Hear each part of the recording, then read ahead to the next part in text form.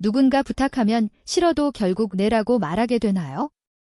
거절하면 괜히 미안하고 상대가 나를 싫어할까 봐 걱정되나요? 그렇다면 오늘 영상이 도움이 될 수 있습니다. 우리는 흔히 이것을 착한 사람이라고 생각합니다. 하지만 심리학에서는 조금 다르게 봅니다. 바로 people pleasing, 우리말로는 착한 사람 증후군이라고도 불립니다. 착한 사람 증후군은 착한 사람이라서 생기는 것이 아닙니다. 거절하면 사랑받지 못할 것 같다라는 두려움에서 시작되는 경우가 많습니다. 회사에서 지번 자료 좀 대신 만들어줄래? 원래는 거절해도 되는 일이었습니다. 하지만 결국 내라고 대답합니다. 집에 돌아오면 후회가 밀려옵니다. 이런 경험이 반복되면 사람은 점점 자신보다 남을 먼저 생각하게 됩니다. 내 일정과 감정보다 다른 사람의 만족이 더 중요해집니다. 착한 사람 증후군은 정식 정신질환은 아닙니다. 하지만 과도한 인정 욕구, 낮은 자기존중감, 거절 불안, 관계 불안과 밀접한 관련이 있는 심리적 특성으로 알려져 있습니다.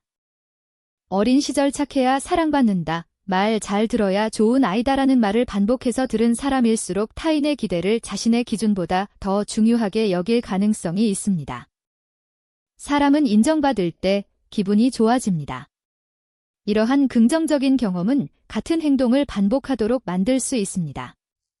그래서 칭찬받기 위해 계속해서 부탁을 들어주는 경우도 있습니다.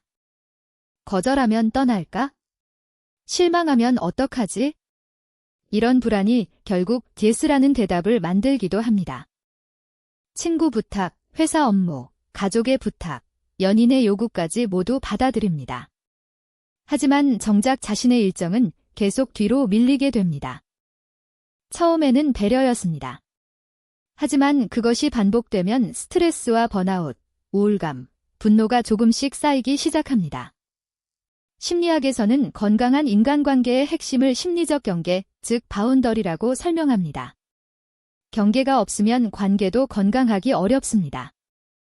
거절은 공격이 아닙니다. 관계를 끊는 것도 아닙니다. 단지 자신의 시간과 에너지를 지키는 행동입니다.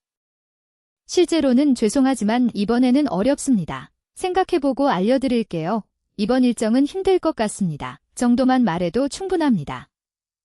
처음에는 거절하고 나면 죄책감이 들 수 있습니다. 하지만 그 감정은 나쁜 사람이 되었다는 증거가 아니라 새로운 습관이 아직 낯설다는 신호일 뿐입니다.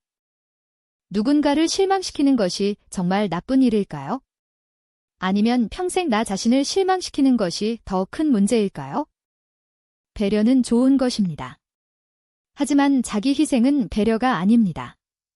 건강한 관계는 서로의 경계를 존중하는 데서 시작됩니다.